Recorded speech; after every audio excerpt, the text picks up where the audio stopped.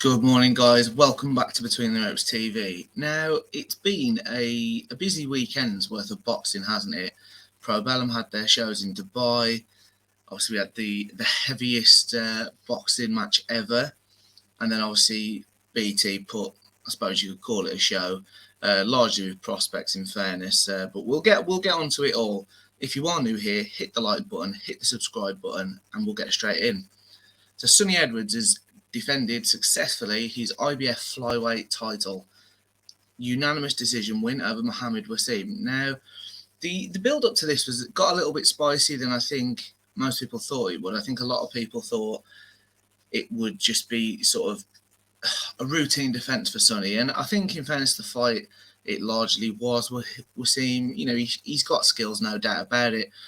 But, for me, what we're consistently now seeing of Sonny Edwards is that his boxing skills are just they're seriously impressive, in fairness to him.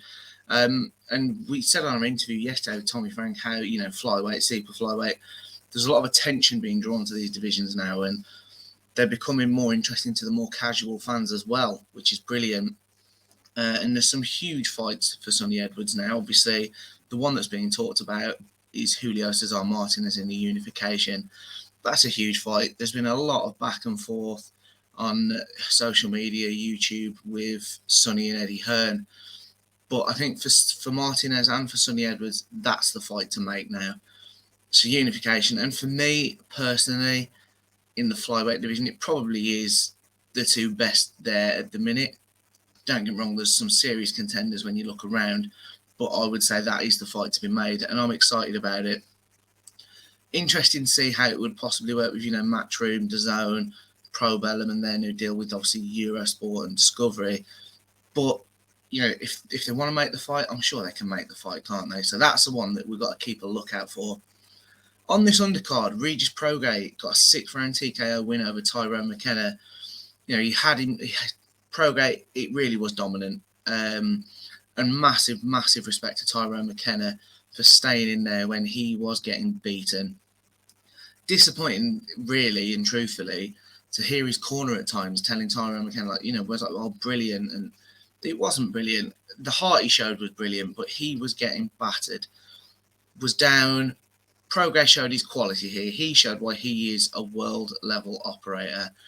And it got stopped in the 6th round. So Progress now is the WBC mandatory to, obviously, Josh Taylor.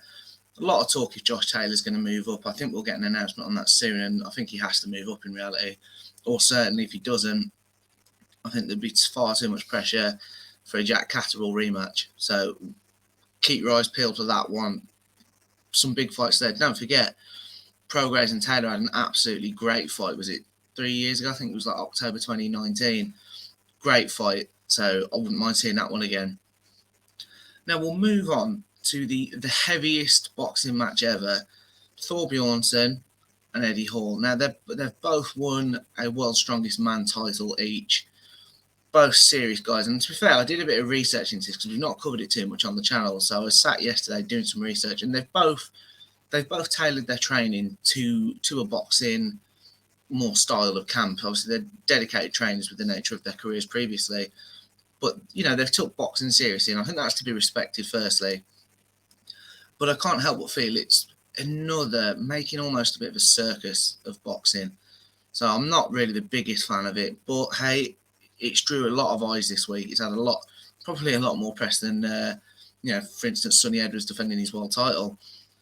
But Thor Bjornsson won, 6-round fight, went the distance, which again, with the size of the guys, I think 25 stone and 30 stone. That's seriously impressive. Hall went down twice. So Thor, it was a wide decision, but he has offered him the rematch. I don't know if it's one we'd want to see. I mean, I've seen clips when you do research of an Iranian Hulk. Whether that'll become a thing now, these big guys just knocking lumps out of each other, who knows? We will see. And then lastly, going to get on to David Avanesyan. Shocker. 1st round TKO win over Askari Metz. And we covered it in our preview of this. What the hell's going on? It's so poor that David Avanesyan, this guy, he's a world level fighter at welterweight, and welterweight's a stat division. Let's be honest. And I mentioned it the other day. You've got Frank Warren sat calling Conor Benn out and Eddie Hearn out for who are they fighting, what are they doing with him? They're running from us. Well, in fairness, he's fighting former world champions. They might be past his best, but with the lack of amateur pedigree that Conor Benn's got, he's learning on the job. So I don't mind him having this gradual build. And, he's undefeated. He's a massive draw in the UK. So I don't really think Frank Warren can sit there and criticise the job Hearn and Matchroom have done with him. And then particularly when he then throws a scarring medicine. He was 15-0 with 5 stoppages going into it. Let's not forget that. But he'd fought nobody. I think he was ranked one of 2 welterweights in Finland and 181st in the world on BoxRec. I'm sorry, but David Avanesyan rejected a WBC eliminator for that. What is going on there? Do better, Frank, I think is the message. And not just from us, but, we're nothing but for most fans have got to be thinking, this is a seriously talented fighter, the wrong side of 30 now.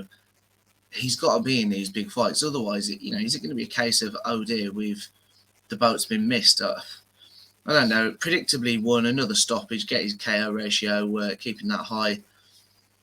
We'll see. It's got to be a big fight next because I think Avanesyan is just going stale. In the year, 18 months that it's been talked about, we've seen Ben develop, we've seen Ben progress. For me, David Avanesyan at best, he stayed at the same level. And I think that speaks volumes. I'll wrap it up there, guys. Busy weekend. Let us know what you guys think in the comment section. I particularly want to know what you think of the Thor Bjornsson Eddie Hall fight. Is it good for boxing?